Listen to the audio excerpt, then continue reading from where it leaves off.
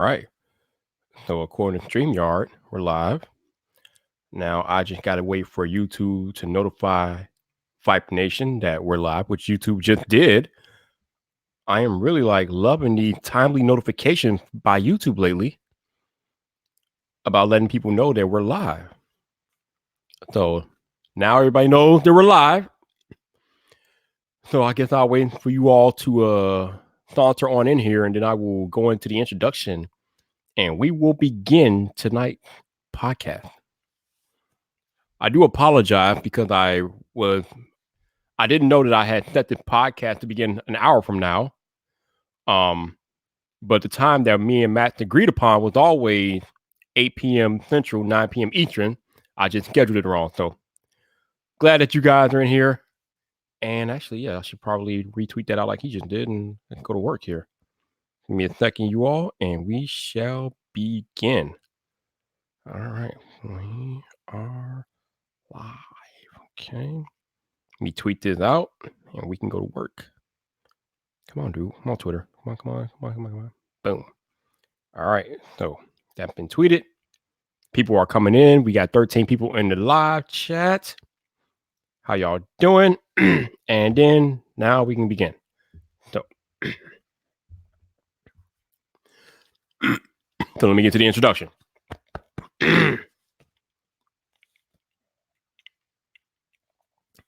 Got to get my throat together. I've been doing a lot of talking tonight since I just put out a video on the main channel about an hour ago. So anyway, that's neither here nor there. What we at? 61? Yeah, 61. So it's episode 61, and tonight brings one of the most prolific leakers to the podcast. I got Max Weinbach of XDA Developers waiting in the back room.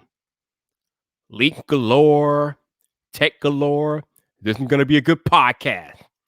VypDrive, episode 61 starts now.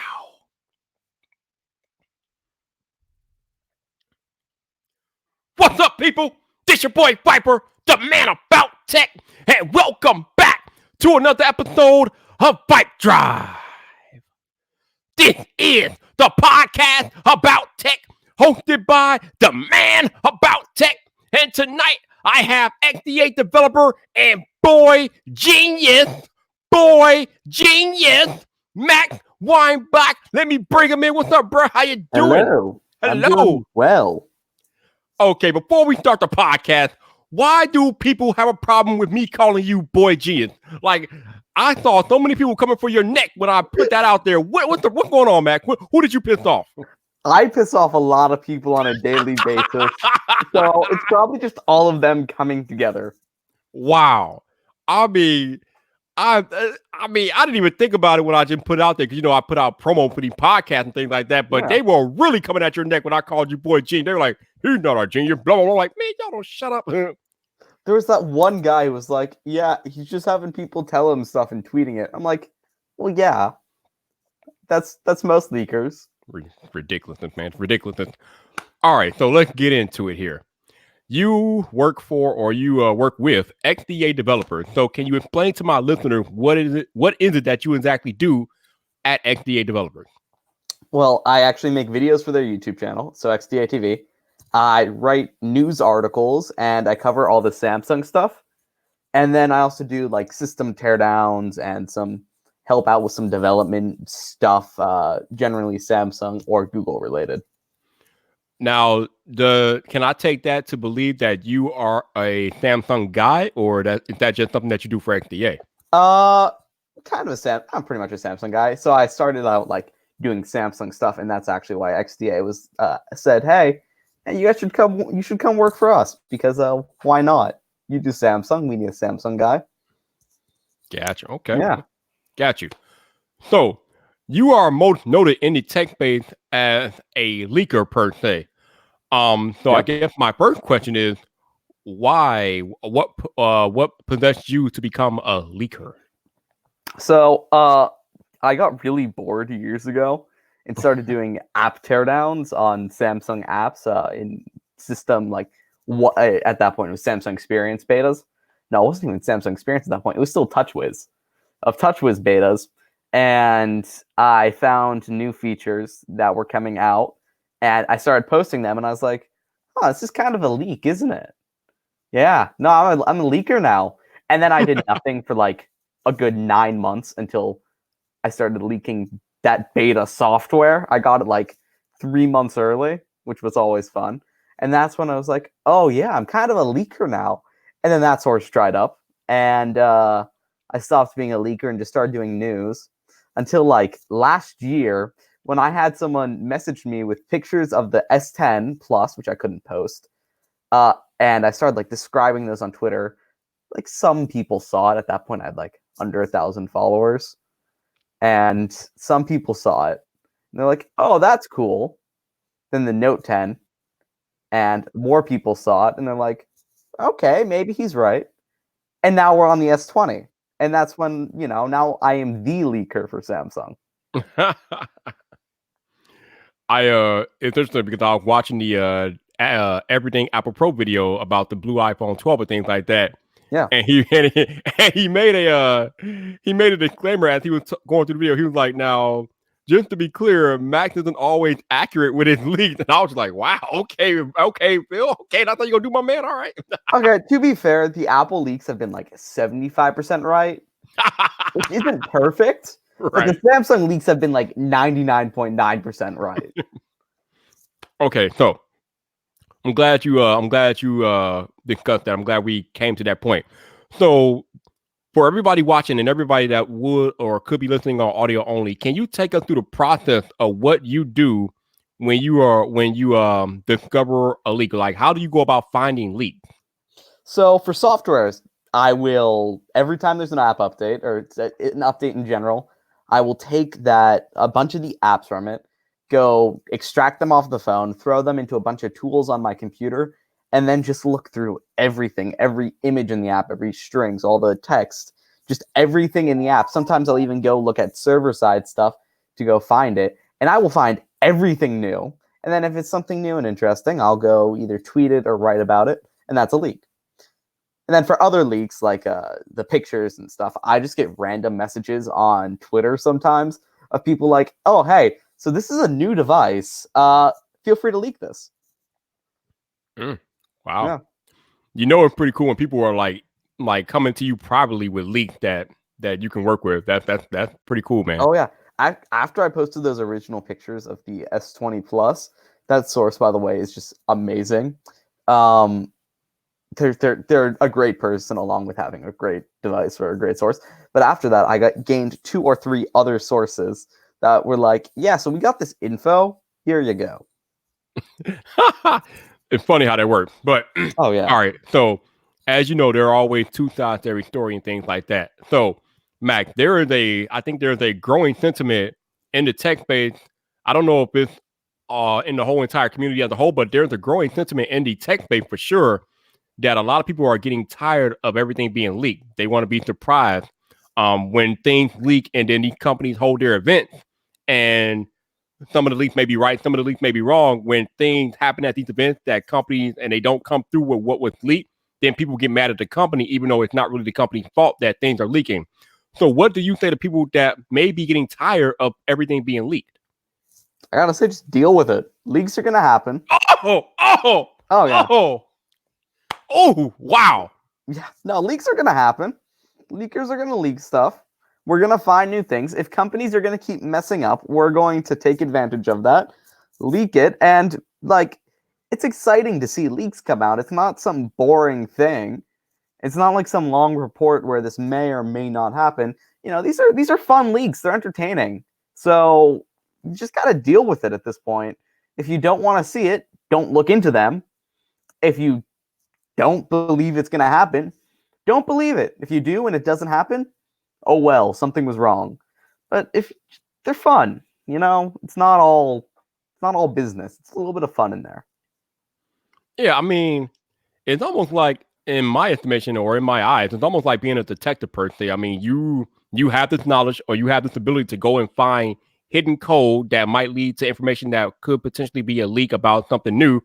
So, I mean, I get why you do it. I mean, pretty fun. It's like almost like a scavenger hunt for leak code and things like that. Yeah. No, it's basically a scavenger hunt at that point. Because when I'm going through and looking at the code, it's like 20,000 lines of code every once in a while with Right. like 5,000 pictures. And I'm having to do that for a bunch of apps over and over again. So if I find something, it's a miracle because there's just so much. Definitely. So we got a super chat here from my man Genosis, and he has a couple of questions for you.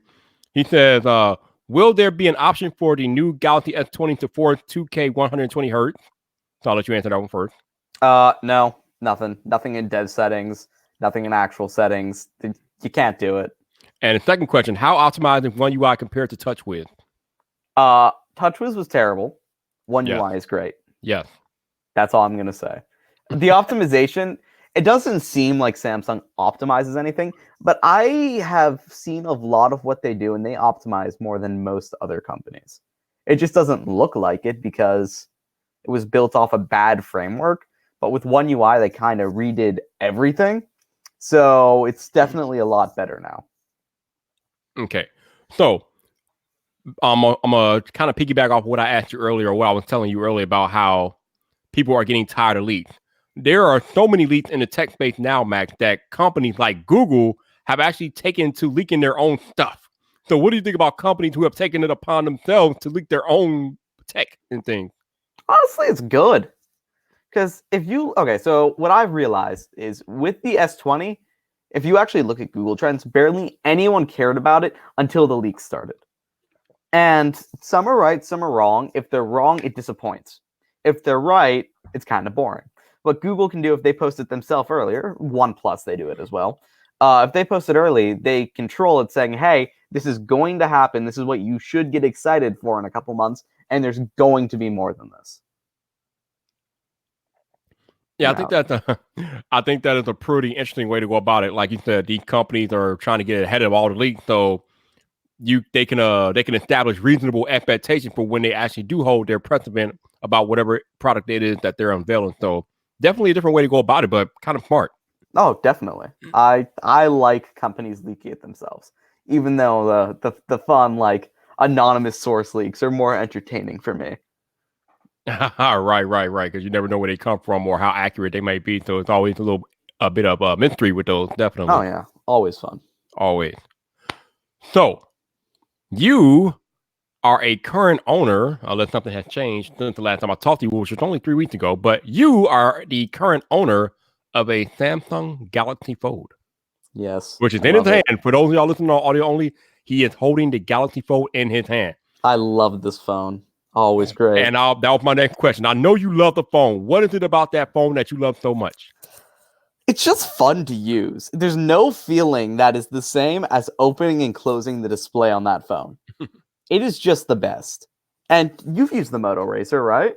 Yeah, for a few minutes, yes. Yeah, it's fun to open and close it, isn't it? Just those foldable displays. It's pretty cool, yeah. Yeah, and getting to do that every day with just the phone where you can just open and close the tablet a bunch, it's fun to do. And it's also just a pleasure to use because you have a nice sized big screen in your pocket in a size that isn't much bigger than just a normal phone. Yeah, I think a lot of people, for most of the people that I've talked to that have the Fold, they love the fact that they can carry it in their pocket, but then they can fold it out and have like a mini tablet. I mean, we know that it folds out to, I think, 7.3 inches or something like that. Yeah, something like that. Yeah, it's a pretty nice ability to be able to have that tablet in your pocket at all times and things like that. But you had to actually, or you didn't have to, but you did replace yours after 4 months because the hinge is loosening up, right? Yeah, so Michael Fisher and I had talked about this one actually a while back. So he felt his hinge loosening up as well. And it's because of the way you open it. So it's hard to describe it, but when you open and close the Fold, there are two ways you can close it, basically. Opening, everyone does it the same. But when you close the Fold, you can either press onto the middle of the display to close it, and that's how you would close it. Or you press down onto the bottom bezel, and that is kind of that's like the pressure point to close it. Pressing down onto that bottom bezel will put pressure onto the hinge and loosen it faster. But if you press it onto the screen, you put pressure onto the screen, and that might break. So you have the trade-off of, do you want to risk the screen or do you want to deal with a loose hinge? And I'm fine with a loose hinge at this point because I'd rather my display not break. But another reason I also got it replaced, which I don't tell people as much because I don't want the insurance company to get mad. I got a bunch of micro scratches on the front glass, and it annoyed me a bunch. So I RMA'd it because it was free. Yeah, I mean, I think it's I know it's pretty pricey, but at the very least, Samsung did offer that insurance policy for Fold owners. So if you needed to get a new phone or get your Fold replaced or a screen repaired, they did present that option. So that was pretty cool of them. So yeah, kudos to Samsung for that. Speaking of Samsung, you know, of course you know, because you kind of actually, of course you know, because you actually leaked this on my live stream 3 weeks ago. But you know, Max, that the Unpacked event is on February 11th. Like I said, for those of y'all listening on audio only, like I said, I had Max on my Friday Night Vibe live stream 3 weeks ago. It was January 3rd. I went back and looked. So January 3rd, we were talking, me and Max were talking on my live stream for 3 hours. And somewhere in the 2.5 hour mark, he saw something on Twitter, and then he went doing his leaker thing, and then he ended up leaking the date of the Samsung Unpacked event. So we all know now, and it's funny because after he leaked that night, every tech publication started reporting it, which is kind of crazy because I'm just thinking about, so, damn, this actually happened on my live stream, and now everybody's reporting. It's kind of crazy, but he is so reputable in the tech space that when he posts something like that, they run with it because they know, like he said, most of his Samsung leaks are like 99.9% accurate. And then even Samsung themselves, like the next day, came out and confirmed that, yes, we are holding our Unpacked event on February 11th. So when we say that Max is good, and when he tells you that he's 99% right with his Samsung leaks, he's telling the truth. He's not messing around. Yeah, no. Samsung's a great one. Right? So the question that I kind of went long-winded to get to is, are you going to the Unpacked event next month? So I am going. I was afraid when the first one came out that Samsung wouldn't send me an invite because, like, that was, big no-no. Don't leak and expect invites. But I was lucky there. And then I got the invite, and I RSVP'd. I said, yeah, I will be there. And then after that, I leaked the S20. And I wasn't expecting anything. I was I'm gonna be honest, I was expecting to have to call the hotel and airline and be like, yeah, I gotta cancel. But today I actually got my QR code, which is their invitation. So I am confirmed to be going, and I expect a lot of glances, glares, and then sly comments about it. Really? Because I would think that once you're at the event, I mean, who cares anymore? I mean, you're there, right?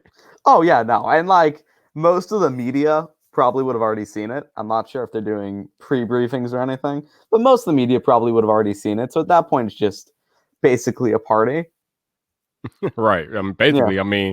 I don't think Samsung is going to care about who leaked the event when they're on stage actually presenting the S20 and the Galaxy Z Flip and things like that. I don't think they're going to care. Someone was saying DJ Ko might as well just go make a slideshow of my tweets and be like, yeah, this was right. This was right. That's kind of right. Oh, I'm glad you brought that up. We got to talk about that. This kind of hurts my heart. So our buddy DJ Ko is actually no longer the head of the Samsung mobile division. He's still with Samsung. I think he just took a larger role within the company, but they promoted some new dude. So I think his name's TJ Moon or something like that. Yeah, something like that. I honestly don't remember his name. Yeah, I don't either. He's that unremarkable for me right now. But yeah, I don't know about you, Matt, but as much as I made fun of DJ Ko and I made fun of him a lot because he talked too much, I kind of like the dude. I was like, I kind of got used to him presenting at the event. I kind of like him. He kind of grew on me. So I'm kind of sad to see him go. How do you feel about that? DJ Ko. Okay. So he kind of seemed militant. He was a very strict guy at Samsung, but he was still DJ Ko. Everyone liked DJ Ko on stage. Right. It's not going to be the same. But hey, we have that new guy who's he was the guy, the new guy. He was the guy that was apparently the one that revamped the A series to what it is last year and this year with the A10 through A80, A90, and then now we have the A51, A01, and A71. Listen, man, I don't care what he did behind the scenes. I need to know, does he have stage presence? Can he get out there like DJ Ko and get us excited about the Galaxy? Galaxy. Come on, man. Actually, I think we might see it. I was one of the Bloomberg Samsung people. I think her name is Sophie Kim. She was tweeting that there were rumors the new guy might be speaking instead of DJ this year. No. DJ needs to speak. Okay, who do I need to talk to stop this travesty, man? I know, DJ. If this is going to be his last time doing it, make it the best. Yes. You know? Damn it, no. I don't care if you're transitioning over to a new leadership, and I don't care. Don't mess with our Unpacked events. Bring DJ back. Do I need to start a hashtag free DJ Cole? Free my man, free DJ. That's my DJ. Free DJ. You know, do I need to start this up? Because I need DJ Cole at the Unpacked event. I need that.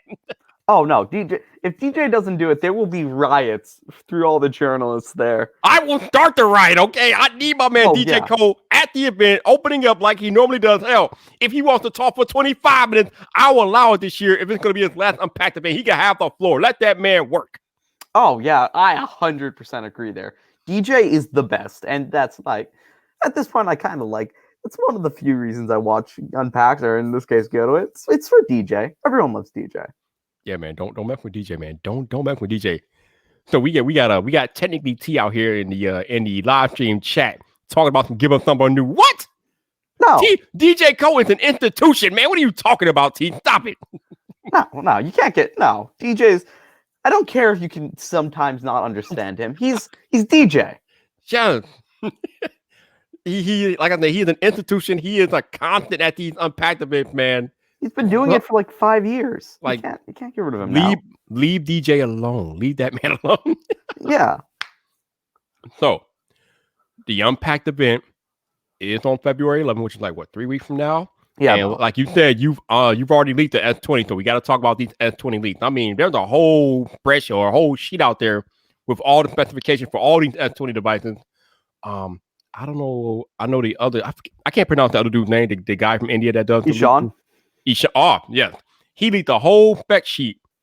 I wish I can. Let me see if I can pull it up. I can like share my screen. And we can go through this stuff. But there's a lot to cover here. Oh, there's a lot. There's a lot. So I'm gonna see if I can find the sheet that he leaked a few weeks about last week. I think it was. I think I have everything but the weights memorized. You have what? Okay. I'm gonna be honest. I've memorized the specs of basically every phone in the past 2 years. Wow, you are. And they wonder why I call you Boy Genius. I mean, do we need to keep questioning this? Just stop questioning what Viper does. Viper knows what Viper's talking about. Damn it.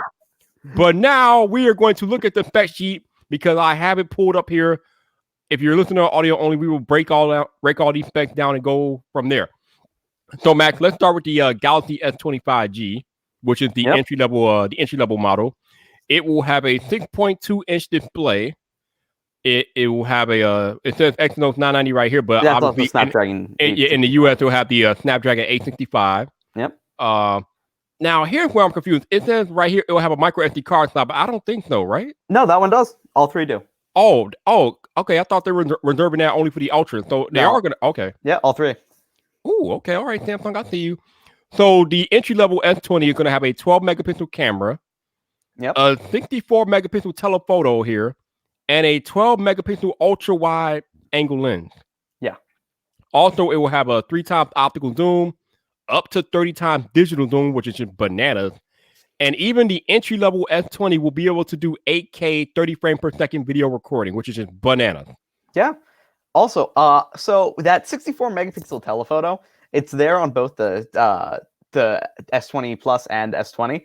I was talking to Ice Universe yesterday, and he and I both think like this might not be a telephoto lens, but it might just be cropping into that, cropping into a 12 megapixel shot to match that, what the equivalent would be of 3 times zoom. Ah, okay. Okay, gotcha. And it would essentially have 2 main cameras. One would just crop in and be the equivalent to zoom and record 8K, and the other one would be, the normal main camera. Gotcha. Okay. That makes sense.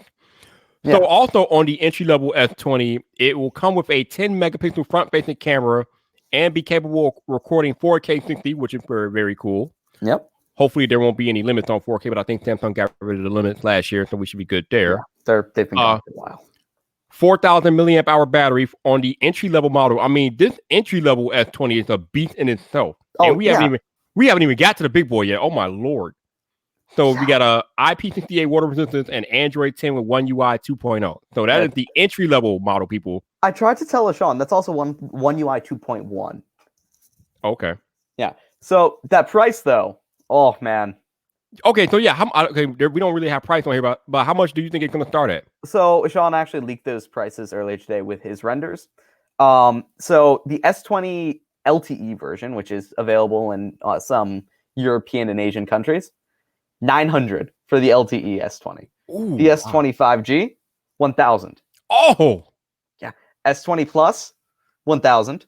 S20 Plus 5G, 1,100. S20 Ultra 5G, 1,350. Okay. I mean, I know these phones are going to get a little bit more expensive because of the addition of 5G, but the S20 is supposed to be an entry-level phone. There is no way in hell I can believe that an entry-level phone is going to start at $1,000 because then you defeat the purpose of it being an entry-level phone. I don't think they want these to be entry-level phones. So last year we had the S10e, which compared to like the iPhone XR at that point. Right. And then you had now you have like the 11, the 11 Pro, 11 Pro Max. Right. I think they're just getting rid of that 11 equivalent and then just going 11 Pro, 11 Pro Max, 11 Pro Max Max.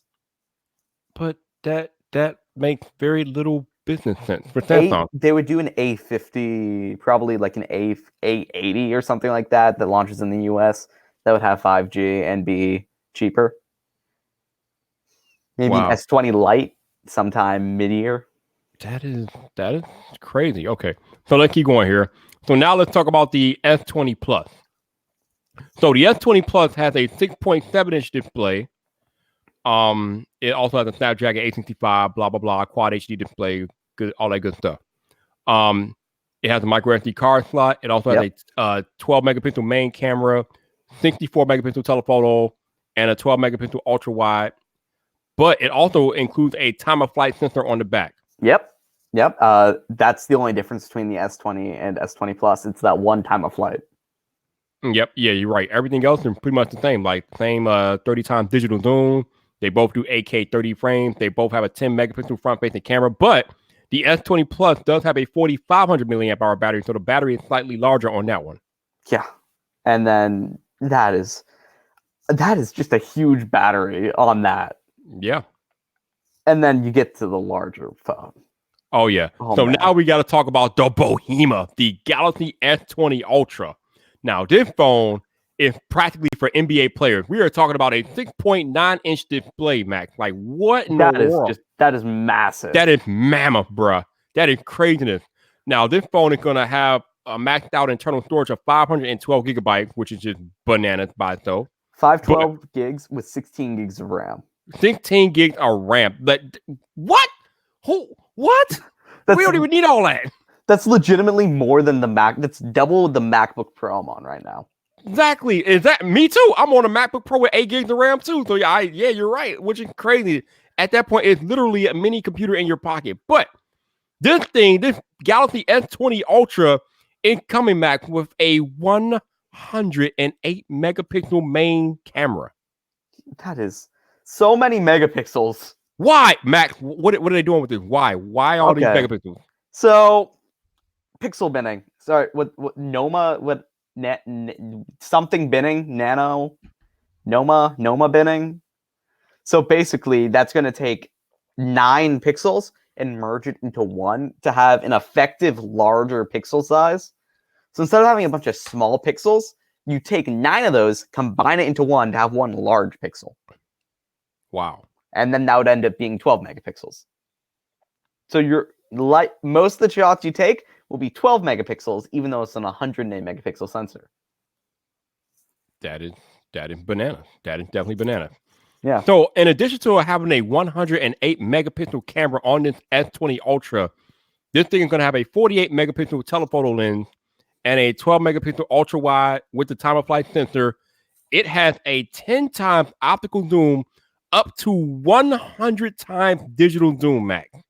Oh yeah, and hybrid zoom of 30 times, which Samsung claims to be lossless. So basically you can zoom 30 times and it'll look great. Okay, so when you say a hybrid zoom. What does that mean exactly? So a hybrid zoom would be taking the data out of the main sensor, which in this case is a huge amount of pixels, so you'll still have a lot there, and the data out of the telephoto lens and combining it to get a more clear image. Wow, that is pretty cool. Yeah. That is. I'm sorry, I'm still trying to wrap my head around 108 megapixels on a Samsung camera, which is just bananas. Okay, Yeah. so the S20 Ultra can also do 8K 30. Yep, that's out of the main sensor instead of telephoto, though. Right. Which is good. But this S20 Ultra is coming with a 40 megapixel front-facing camera, Max. Oh, yeah, no, it's a huge front-facing camera. I got the message for it. So that was a funny one. I got the message saying 40 megapixel front camera, and my first thought was, okay, this source is probably wrong. He's just messing with me. And then legitimately the next day, Sean sent me a text and was like, hey, I got the S20 Ultra specs. It says a 40 megapixel front camera. And I was like, dude, seriously? That's just crazy. I don't even know what to say about that at this point, other than it's like it's smartphone overkill at this point, literally. I mean, at 1,350, they better give us overkill. Yeah. But that's not even where it ends, Max. It gets even more crazy because this S20 Ultra, comes with a 5,000 milliamp hour battery. Yeah. Oh man, that is just a massive battery too. That it'll take 74 minutes to charge it from 0 to 100% with Samsung's 45-watt super fast charging. Wow. Like, we are talking about some incredible tech that they're packing into this S20 Ultra, man. This stuff is crazy. This is basically like the best tech they have right now. I would imagine so. I mean, good Lord. Like, wow. Just utter bananas what they're doing with these S20s. Now, here's my only gripe with the S20s. OnePlus is coming out with their OnePlus 8 this year, and OnePlus has already confirmed that their OnePlus 8 will be able to both have a quad HD 2K display and 120 hertz refresh rate happening at the same time. But all of these Samsung S20 phones, even though they will have a 120 hertz refresh rate on deck, you can't use that at quad HD resolution. If you want to use the 120 hertz refresh rate on these Samsungs, the phone will automatically default back down to full HD resolution. So, I asked everybody about this, and they've said that Samsung doesn't really prioritize the refresh rate and things like that. So that's probably why, and they're trying to conserve battery life. But still, it's one of those things to me, Max. If your competition can do it, and the more strange thing about this is that not only can your competition do it, you make the screen for your competition. So you're supplying them with that technology, but you can't even bring it to your own phone. So can you please kind of explain to my listeners what's happening here? So I know they are capable of doing it, and early prototypes had it. They legitimately, in the software, there were like 5 or 6 updates where they switched back and forth between having it enabled and disabled. And they ended up not having it disabled. Not because they couldn't do it, because they could, but because they thought the experience would be better without it. And I don't know for sure. I don't have the phone. I mean, I think the person I know that has the phone, my source, he got it after those software updates switching back and forth happened. And honestly, I'm just going to trust whatever they go with because, like most companies, they know best, and there is going to be a reason for them to do it. I'm not sure what it is. I have some theories, but I'm just going to trust that they know best, and they're not going to make something that, isn't good. Yeah, like you said, I mean, Samsung, of course, they would know what works best for their own technology. I mean, it is their technology after all. But again, I said the same thing when I did my review for the Pixel 4 last year. When your competition is out here doing things, and for whatever reason you can't match what your competition is doing, it kind of raises eyebrows and makes people wonder, like, what is going on? Now, I know to the average everyday consumer, none of this stuff makes a difference. They don't care about refresh rates and all this crap. They don't care. But I'm a techie, you're a techie. We got a whole bunch of techies that are listening or watching in podcasts. And like I said, the OnePlus 8 can both run quad HD and 120 hertz refresh rate simultaneously. and Samsung makes those displays, but Samsung, for whatever reason, had canceled their phone's ability to do that. Yeah. Now there are some rumors that it may be buried in developer settings where you might be able to force that, but you have said that that's not the case. It's not. I actually, my source got an update on his phone, recently, and I asked him, "Hey, can you go check to make sure, that Samsung didn't just screw everyone over and not include it?" And he went, looked through every developer setting, all the settings on there, and there's no way to override that toggle, unfortunately. Okay. It's really annoying. Yeah, I mean, like I said, it makes sense if you want to provide the best customer experience for that particular device, then that would make sense. So, No, my theory as to why they're not doing it though, and I know European and Asian people in those countries are going to be mad about this. I think it's the Exynos chip. oh, that's right. We talked about this before, right? Yeah, no, I blame that Exynos chip, 100%. I don't think the GPU is powerful enough to push 120 hertz consistently, so they just said, you know what, we're not going to risk it. Just limit all of them, since every model, no matter what the capacities of the better Snapdragon ones are, they all have to match. Right, correct. So, you are a leaker, and I just went over all the specs that we know about the S20. Did I miss anything? So the specs, I don't think so. I think we got the specs down. Okay. Oh yeah, curved glass, it's out. Wait. What do you mean out? The curved screens, no more curved screens. Wait. Are we going back to completely flat displays? Kind of, like barely. It pixel 2 XL level curve, like so barely a curve. Okay. I can work with that. So basically flat. I was told legitimately, my news source said to me today, he wasn't able to tell that the S20 and S20 Plus were curved by holding or looking at it. You had to look very closely. I like that because I feel like on these extremely curved displays, especially like the OnePlus 7 Pro, it kind of makes typing a little uncomfortable, and it kind of distorts the display when you're trying to view content on it. So I definitely prefer flatter displays. I don't know about you, but I prefer flat displays. I think the Note 10 has the perfect curve. Yes, I would agree with that. Because it's not curve. It feels nice to hold. The curve definitely makes the phone feel thinner. There's no doubt about that. And it isn't curved enough. It's not so curved that it's going to distort your viewing, and it's not so curved that it's going to make the experience worse, but it still looks good, feels good, and it's a perfect curve in my opinion. I would agree. The Note 10 is probably one of the best designed smartphones in recent memory for me. It's that legit. Yeah. Oh yeah. I think I've been arguing with a lot of people about this one, but I think the Note 10, specifically the smaller one now, since I have it, I think the Note 10 is probably the best designed smartphone. The Note 10 Plus is number 2. The Note 10 is number 1. Okay. All right. So, anything else that I might have missed? Hardware-wise, no. Yeah, no, nothing on hardware. You got what it about all. Okay, you know anything special that's happening with the software? I know a lot that's happening with the software. Oh, are we doing this in the Nevada Desert Agreement thing? No, we can do it. We can say it because most of it's already been leaked. New AR emojis. We're getting a whole revamped AR emoji. Okay. They actually don't look like demons cursed to walk across your phone screen. Demon cursed. Okay.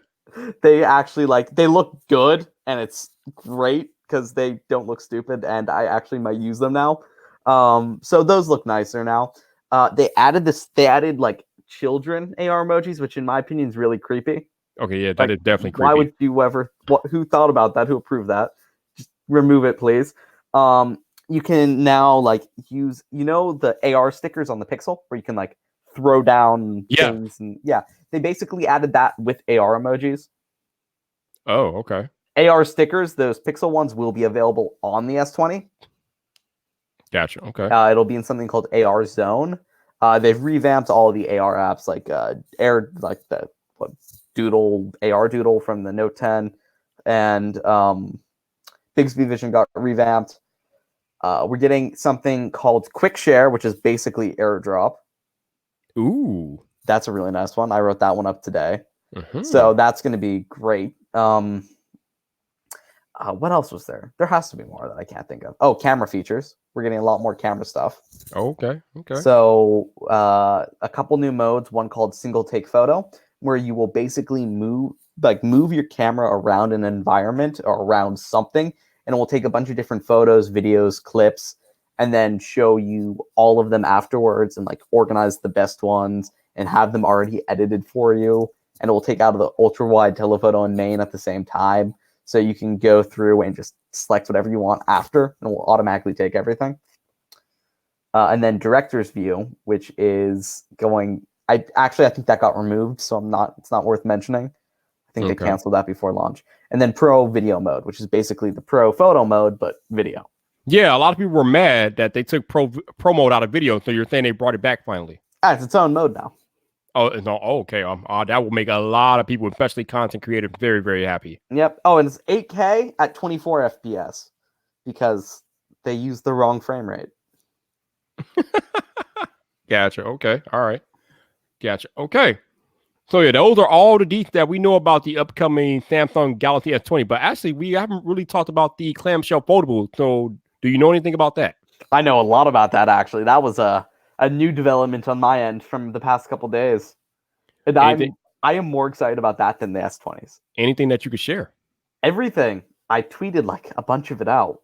It was great. So it's going to use Samsung's ultra thin glass, which is nice. I believe it's going to have plastic layered on top, so the glass will be protective with the plastic holding it together. There will be a crease. Okay. The cameras on the back, which is also the front, depending on how you look at it, are the 12 megapixel wide and ultra wide cameras from the S20s. So good cameras. It's going to have a 10 megapixel front camera as a hole punch. It's going to be a 6.7 inch dynamic AMOLED display at, I don't know the resolution, but it's 20:9 aspect ratio. Okay. It's going to come in black, silver, and purple. And then that hinge. The hinge is interesting, and it's why I think this foldable is better than the Moto Razr, along with a couple other reasons I'll get to in a second. So the hinge will basically lock at whatever position you want it to lock at. So you can have it at like 135 degrees, so kind of like that, and it'll just lock and stay at that angle. Okay, so let me make sure I understand this correctly. I have a bridge keyboard that kind of does the same thing. I can pretty much put it at any angle I want. So what you're saying is that the Galaxy Fold Z, you can pretty much have it at any viewing angle that you want. Yeah, and that's meant to be kind of like a tripod. So you can put it at like 90 degrees and just record a video, or like 135 would probably be more optimal. And you can just put your phone down, and the screen will shift the camera viewfinder up to the hinge.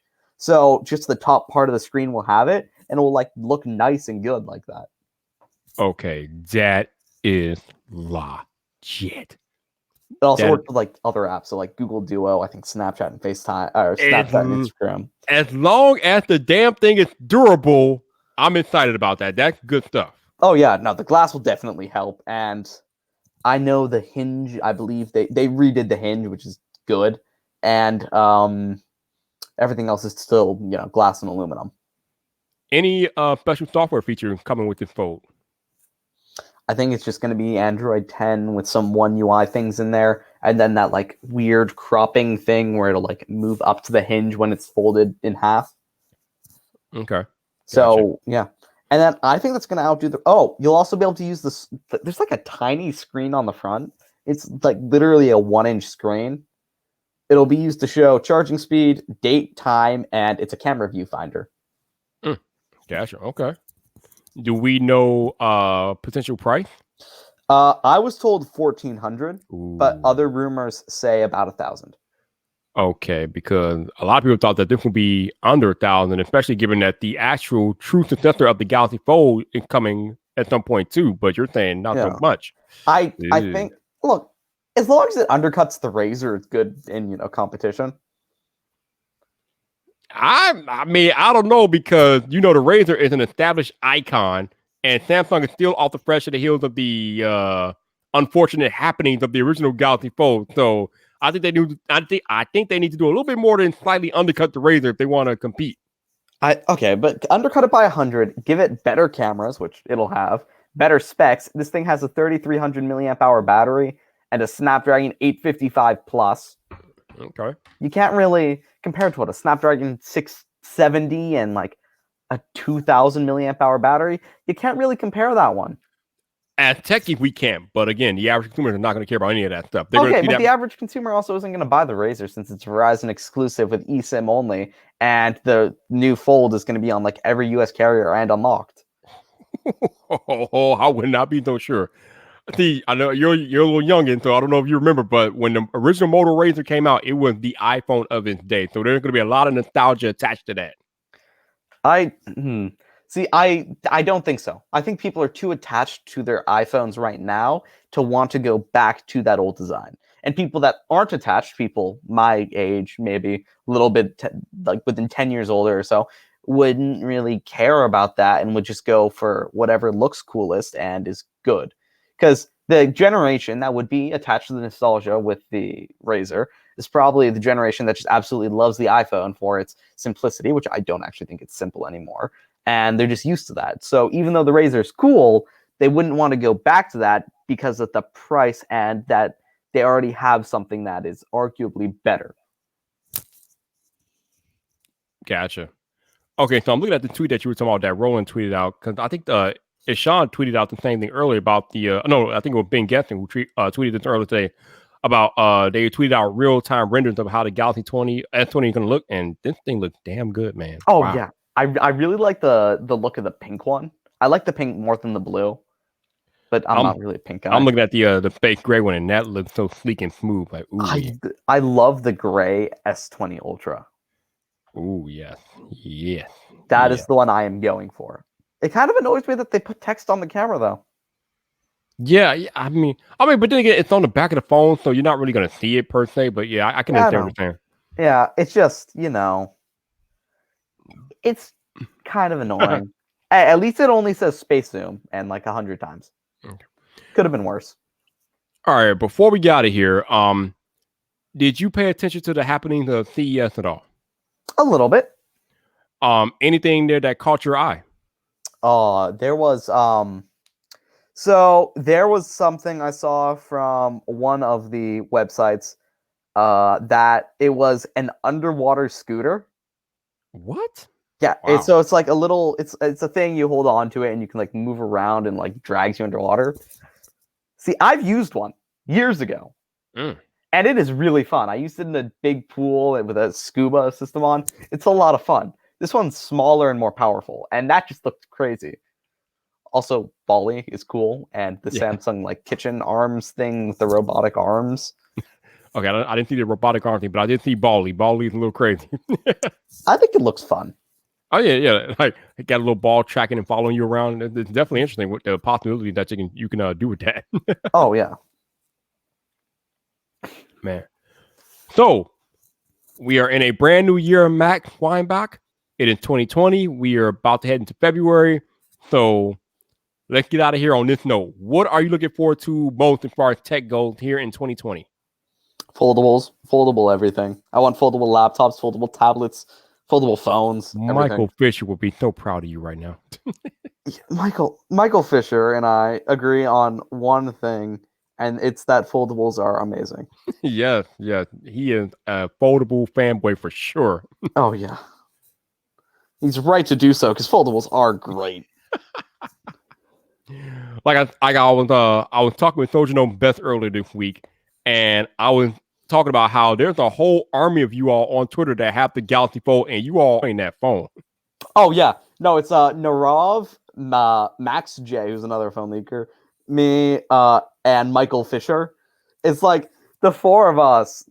It is just, we all love it and we will defend it to our last breath. We'll never feel the same about regular cars again. I actually did. My friend in California had a Tesla and I drove it around. And since that day, I have been thinking when I buy a car, I am going to make sure it's a Tesla. So basically what you're saying, Matt, is that you just confirmed what I just said, right? Oh, yeah. No, 100%. It is true. There's no doubt about it. If you test drive a Tesla, you will end up getting one within 10 years. Wow. Okay. All right. So we got about a few minutes left in the podcast. So I'm going to open it up to questions for Max. So if you guys got any questions for our buddy Max here, drop them in the live chat and I will feed them to him and we will answer your question. I see one right here. Samuel said, I'm rocking the G8X solid foldable alternative. No. I have the LG V50 like dual screen. No. No. He said, no, stop playing. No.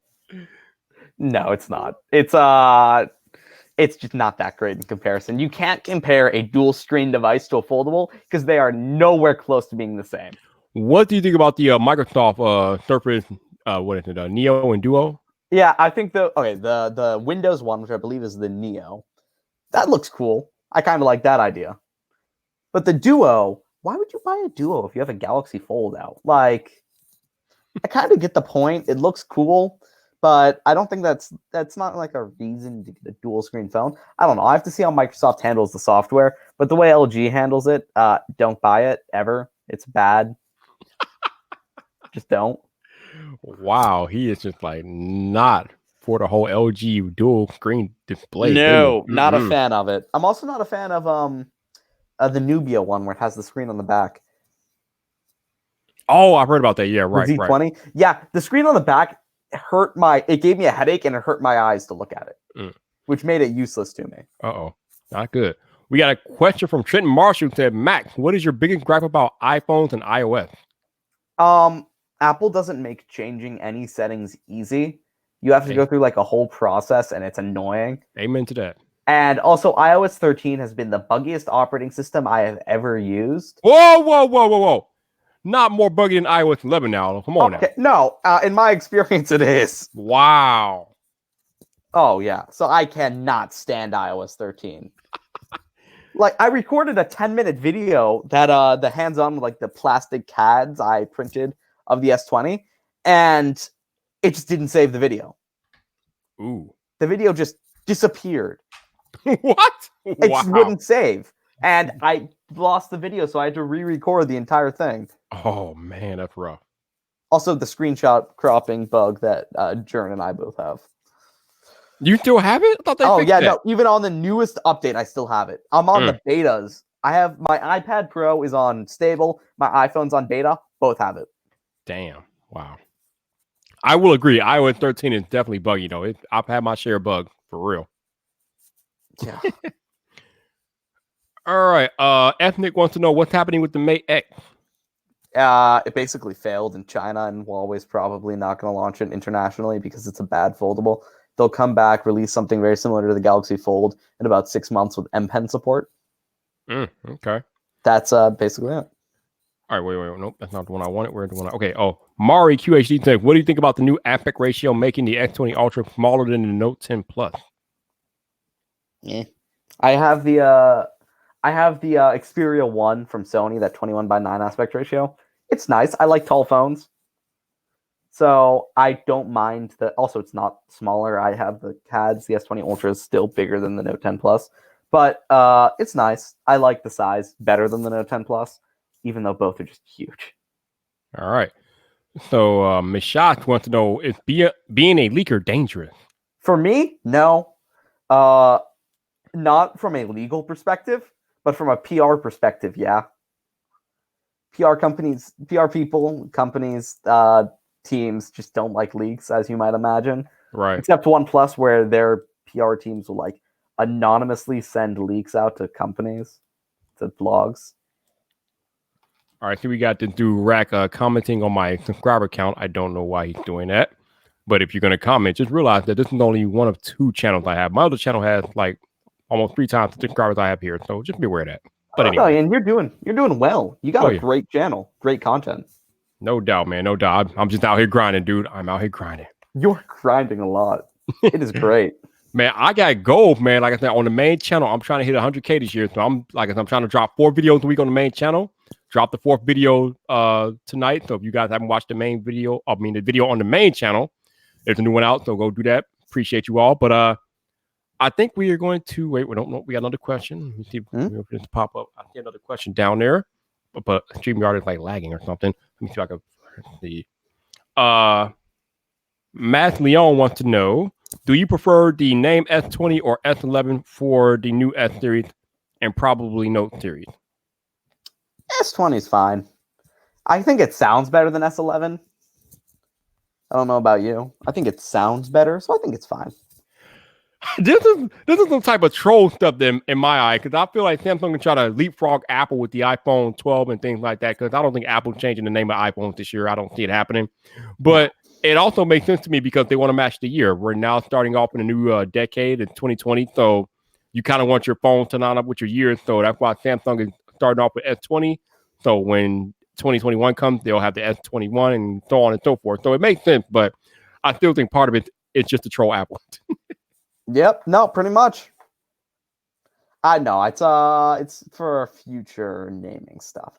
It also matches the year, which it's pretty good, but I don't think names matter that much as long as it's the successor to the S10. It's about all that matters. Right. All right. Well, on that note, I think we're going to wrap up the podcast here. For those of y'all watching the live stream on YouTube, thank you very much. Definitely appreciate you guys. Actually, before we get out of here, Matt, let the people know where they can find you at. You can find me over at XDA TV, which if you actually go to xda.tv, that has a bunch of stuff. I'm actually doing a video soon on everything we know about the S20s and the Galaxy Z Flip. I can't remember anything at this point, but yeah. So I'm doing a video on that soon. XDA developers, basically any Samsung content there, it's probably me. And then my Twitter is Max Weinbach. And no matter how you spell it, if you search it, you can probably find it. I just realized it at this point. You don't even need to spell it correctly. You just type something that's similar to Max Weinbach in, and you will find it. You will find him. I can confirm. This is definitely true. So let me try this again. For all of you all watching on the YouTube live stream, thank you very much. I appreciate it. If you super chatted tonight on YouTube, thank you. Definitely appreciate you guys supporting me on the YouTube. If you're listening on audio only, thank you for listening to the podcast tonight. Always appreciate you guys rocking out with me each and every week. If you want to support the podcast and you're listening on audio only, there will be links in the show notes. And also, if you want to follow Max on the Twitters and the XDAs, there will be links in the show notes for that as well. But this is the end of the road for VypDrive episode 61. Thank you to my man Max Weinbach for joining me tonight. Appreciate you, bro. Yeah, thanks for having me. Got to do it again sometime, no doubt. We shall see how accurate you are when the S20 event happens in a few weeks here. Oh yeah, I'm waiting to get thrown out at the door. It'll be fun. You won't get thrown out. Hopefully not. But until the next time, baby, this your boy Viper, the man about tech. You know where to find me. So come back for more.